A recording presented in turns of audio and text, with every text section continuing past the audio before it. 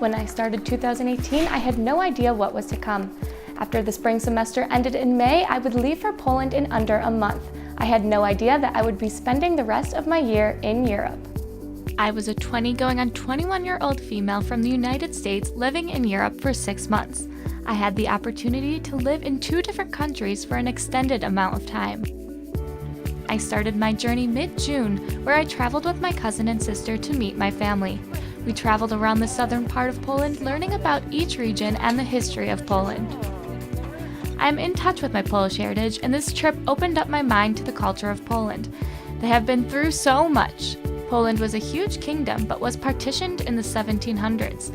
It regained independence in 1918, but it was not long until Hitler took over, devastating Jewish and Polish populations, as well as completely leveling Warsaw after the uprising. Not long after, communism was another struggle that the Poles endured. I was in Wrocław, Kraków, Katowice, and Zakopane. Wrocław was an up-and-coming city where apartments were being built everywhere.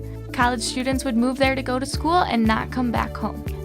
Kraków had so much history as it was a large medieval trading city. It also had 2 Jewish ghettos and is where Schindler's factory is located.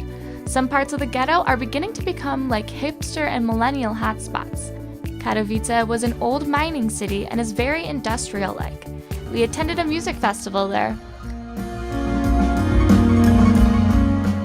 Zakopane is located in the Tatra Mountains and is great for skiing and hiking. I loved shopping in Europe. Everything seemed so fresh, and bread was always freshly made. They even had fresh buckets of pickles in the stores. There were many shopping centers all around, and one thing that was a little bit different from the States was that there was a grocery store in all of them. After visiting my family, I took a train ride to Zielona Góra, where I met an old friend. I then traveled to Rzeszów, which is Buffalo's sister city. Here, I got to interact with many Polish students at the Pomost International course. It was amazing to me that they knew so many older American songs. They also talked about how their parents always brought up the times of communism. They all knew English very well and have a choice to learn American English or British English. Very healthy snack if you want to lose some weight. I'll take it. But they needed the extra push to speak more English, so this is why they were taking this course. I then moved on to the capital of Poland, which is Warsaw. I would be here for a month taking an intensive Polish language and culture course at the University of Warsaw. I learned a lot about the language and about many customs.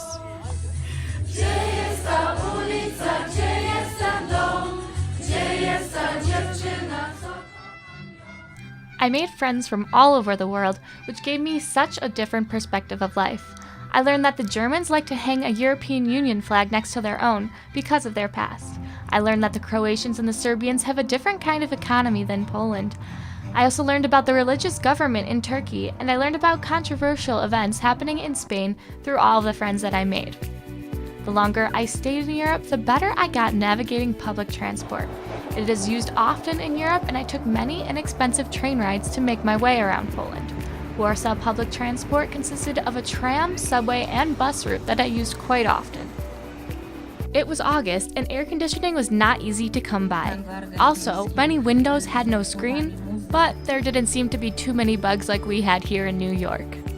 I took a quick break in the US to pick up more diabetic supplies, which filled my whole carry-on. Then I was off to Dublin, Ireland to study at Griffith College. Even though the main language is English, the culture was still very different. I learned that quickly in my first few weeks. The Irish have deep-rooted meanings behind their actions. They are friendly people and are not rude because of their past with the English.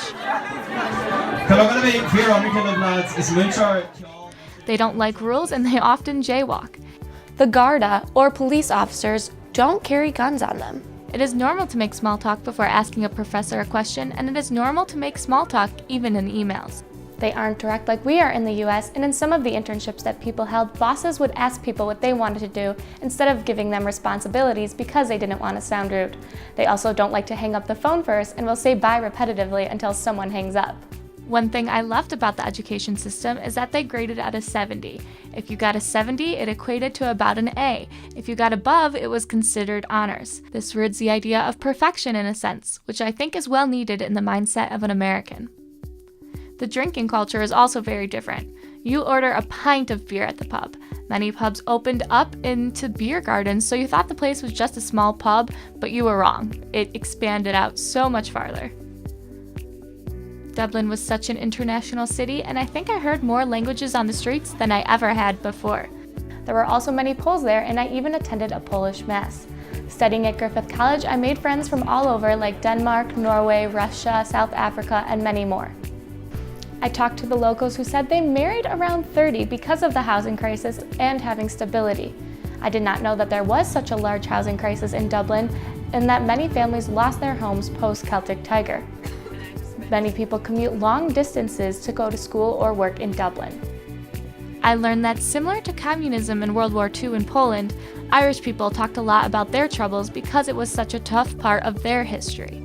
In Belfast, our professor talked about the hunger strikes and the violence that would go on in neighborhoods and in public transport.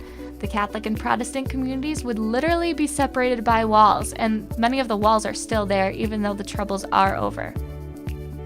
These past few months opened my eyes up to the many different cultures of the world and what others thought of me and my country.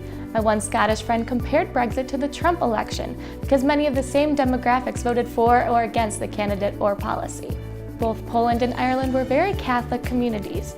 Ireland seemed a little bit more progressive, but the mindset of the younger generation seemed to be a little bit different than the older. I had the opportunity to experience new cultures and learn how others lived, and discovered what seemed normal to me was weird for others. I would go back there to live again because I enjoyed always talking to someone from a different country. If there's anything to take away from this video, it's that we still have so much to learn from each other and travel whenever you get the chance. Thanks for watching.